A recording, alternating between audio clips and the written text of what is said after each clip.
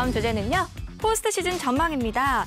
지금 녹화가 이루어지고 있는 일요일 기준으로 아직까지도 이 5위의 주인공이 결정이 되지 않았습니다. 정말 끝까지 알 수가 없는 것 같아요. 그렇죠. 이런 경우 진짜 거의 지금 처음 보는 것 같긴 한데 지금 최초로 이제 5위 타이 브레이커가 좀 유력할 것 같아요.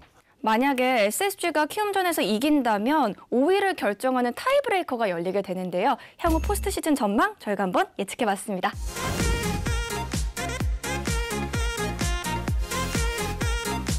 먼저 와일드카드를 예상해보면요. 우선 두산은 2년 연속 진출에 성공을 했습니다. 맞습니다. 그러니까 작년에도 두산의 이승엽 감독이 한번 경험을 해봤잖아요. 그래서 좀 많은 생각을 하지 않을까 이런 생각이 들고 총 공세를 펴지 않을까. 죽기 아니면 살기로 아마 1차전에 끝낸다는 그런 배수의 진을 치고 나오지 않을까 이런 생각이 듭니다.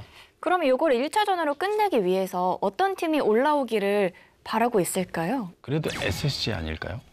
저도 비슷하게 생각을 합니다. 일단 SSG가 월요일에 앤더슨 선수가 선발 등판을 하고 만약 타이브레이커를 가면 엘리아스 선수까지 써야 되고 그러면 결국 와일드카드전에 뭐 김광현, 송영진 이 정도의 로테이션으로 두산을 상대해야 되기 때문에 KT는 뭐 타이브레이커를 해도 선발로서 두산에 밀리지 않을 수 있는데 두산이 그런 부분에서 조금 껄끄러울 수 있을 것 같아요. 그리고 와일드카드의 승자는 모두가 두산이라고 예상을 해주셨는데요. 이제까지 2015년에 와일드카드 결정전이 시작된 이래로 5위 팀이 4위 팀을 이겨서 준 플레이오프 올라간 사례는 없거든요. 그러니까 업셋이 한 번도 없었던 그 시리즈죠. 유리할 것 같아요, 두산이. 예. 곽빈 나오면 뭐 거의 뭐 압살하지 않을까. 압살. 그러면 이렇게 압살하고 올라간 두산. 근데 또 준 플레이오프에서도 모두가 같은 예상을 해주셨어요. LG가 승리할 것이다. 그러니까 두 팀이 아마 LG가 근소하게 상대 전적이 앞설 거예요. 밑에서 만약에 경기가 꼬이면 아무래도 그 전력을 소비하고 올라올 확률이 좀 높다. 그리고 올해처럼 이례적으로 타고 투저를 하게 되면 투수들을 많이 쓸 수밖에 없는 그런 가을 야구가 되지 않을까. 투수들이 못 버틴다고 보거든요.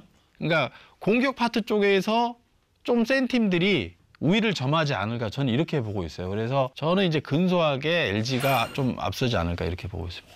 그런데 또 기아의 한국 시리즈 상대로는 모두가 삼성을 예상을 해주셨습니다. 저는 일단 단기전에는 역시 홈런이고 삼성은 올해 리그에서 가장 홈런을 많이 친 팀이고 LG는 가장 적은 팀 중 하나입니다. 홈런 순위가 끝에서 두 번째니까. 그리고 홈런이 잘 나오는 라팍에서 3경기를 치른다는 점에서 누구나 삼성이 앞서는 걸 인정할 수밖에 없을 거다. 그렇게 생각합니다. 실제로 우리 패널분들이 예측한 대로 된다면 이 두 팀의 한국 시리즈가 31년 만에 이 매치가 열리게 되는 거잖아요. 그러니까 예전에 영남과 호남을 대표하는 신이 2명 있잖아요. 양신, 정범신. 근데 이때 93년도에 붙었어요. 이때 이제 혜태가 우승을 했는데 이때 또 박충식 선수가 선동열 선배랑 15회를 붙었어요. 180 몇 개를 던졌거든요. 근데 그러니까 굉장히 명승부였죠. 회자가 좀 많이 됐던 그런 한국 시리즈였던 것 같습니다. 그렇다면 많은 분들이 가장 궁금해하시는 이번 한국 시리즈 과연 어떻게 흘러갈까요? 이번은 어렵네요. 그러니까 매년 어렵지만 기아가 이제 또 내일 선수가 얼마만큼 건강하게 회복해서 돌아오느냐 이게 중요한 포인트가 될 것 같고 승리의 여신이 있다면 승리의 여신도 노스트라다무스한테 물어볼 것 같은데.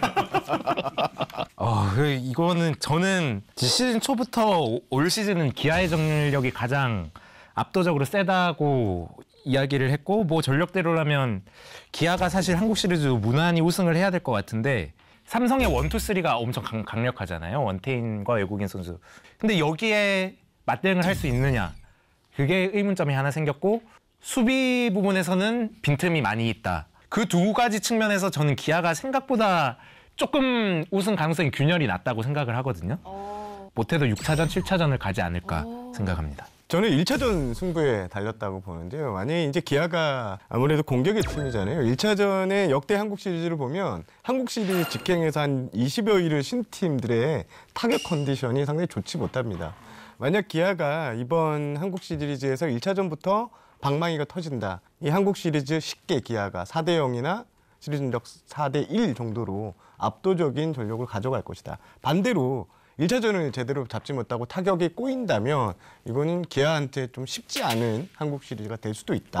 이렇게 분석해보고 싶습니다. 혹시 아까 계속 네일 선수가 얼마나 기량을 회복했을지가 관건이라는 얘기 나왔는데 좀 어느 정도인지 아시는 부분이 있으신가요? 지금 네일 선수는 많이 회복을 했고요. 25일 날 불펜 피칭 같은 경우에는 이제 50개 이상의 공을 던졌습니다.